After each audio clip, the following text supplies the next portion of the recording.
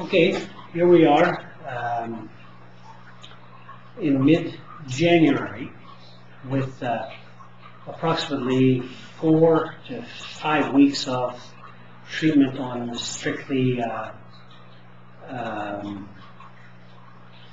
beginning of January with strictly the high dosage of steroids. Now the thalidomide is in. Must start the thalidomide at half the dosage for 2 weeks. If I react okay, then I double the dosage. What this thalidomide will do is it's an immunoglobulator that blocks basically the growth of the cells. It stops the growth of certain stem cells. It also stops the growth of your blood nervous system, or your nervous system, your blood vessels. So that's why some of the children born under the thalidomide mothers were pregnant or were born without certain limbs or no limbs. You can imagine what it does to your system. It is under very strict, condition that you must take this drug. You cannot give it to a pregnant woman, and you cannot try even to conceive children taking this medication. Well, thalidomide being a nasty type of a pill, if you take it on a long period of time in a high dosage, brings on some serious side effects. One of the worst side effects of thalidomide is the fact that it throws your whole system wild. You will suffer from constipation, so you must have a pill to soften the stool. And if necessary, and if you are constipated, well, you must take a pill to help your constipation. So that's the first bad side effect.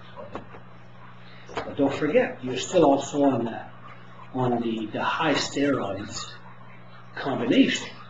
Now, because the two are combined, and thalidomide being nasty for that, it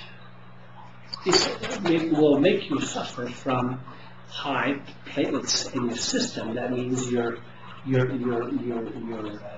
what you need to coagulate your blood will skyrocket. And if you have too much platelets in your blood, that means that you will suffer from thrombosis or blood clot that will go and kill you, or go to your lungs, or go to your heart. So they give you some high concentrated 325 milligram pills of what looks like aspirin to thin your blood. But 20% of people on this thalidomide treatment will suffer from thrombosis. So not a very nice thing to look for. You're suffering from a cancer already, and you're being told to take pills that will make you suffer from something else. And now one of the best thing of it is because of this mixed treatment here of your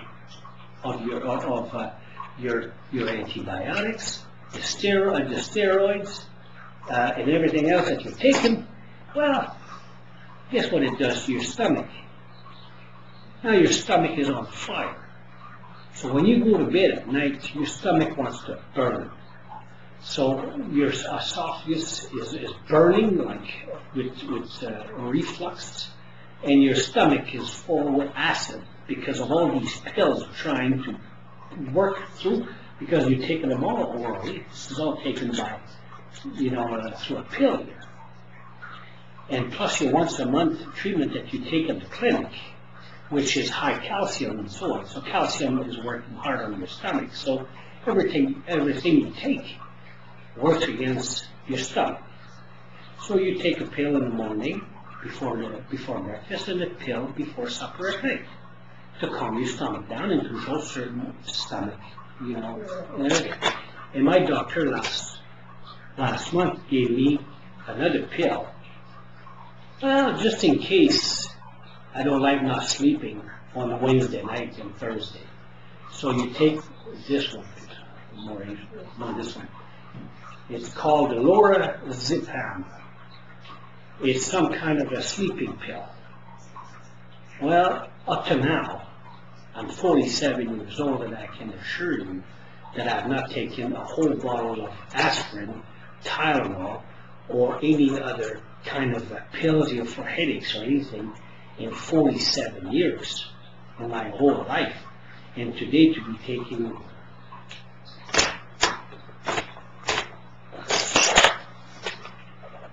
this amount of pills plus my treatment out of the doctor outside of the clinic is incredible.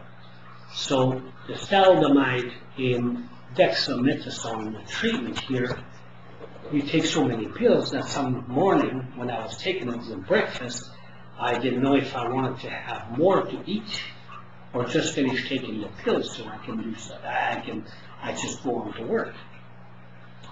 And the thalidomide also makes you tired. So the side effects is one thing, but if it must be done to control the disease, is ideal. Because a side effect or a suffering, I'm not scared of suffering from something out of this cancer, because at this point I'm not suffering from this cancer, I'm suffering from the pills. So if I must suffer from something to prolong my life for the next 5 to 10 or 15 years, well, I'm willing to lose a leg. Let's put it that way. It would be a fair price for living 10 to 15 more years. Otherwise, without being treated, we're talking about 6 to 12 months, and probably not previous way of dying either, with kidney failure and bone damage. So this brings me up to, doctor, after 3 weeks, only 3 weeks of thalidomide mixed with the dexamethasone, which is the nasty steroids, decided to change my treatment. Change my treatment because his idea was to, as soon as possible, to bring me into remission so that he can collect my stem cells. And his view is thalidomide will not do that for me, will not be efficient enough to collect rapidly. So he's switching me to another treatment that is called Velcade, bertozolate. Another nasty thing here, but I will explain to you in my next video how that goes, how it's going, and how it's done. Because don't forget, today we are May 15th, 2009. I was diagnosed beginning of December. I've had 2 months now of treatment, and the result is the same. So my peak went from 35 to 30. I was excited about that result, but not my doctor. My doctor said that after so many treatments, we should have been half that. So pretty well took the smile out of my face, but brought me some good news by saying, well, there's another treatment, and the next treatment is Velcade. And I will explain to you in the next video what it does. So stay tuned. I pray you'll be alright and watch us where we go.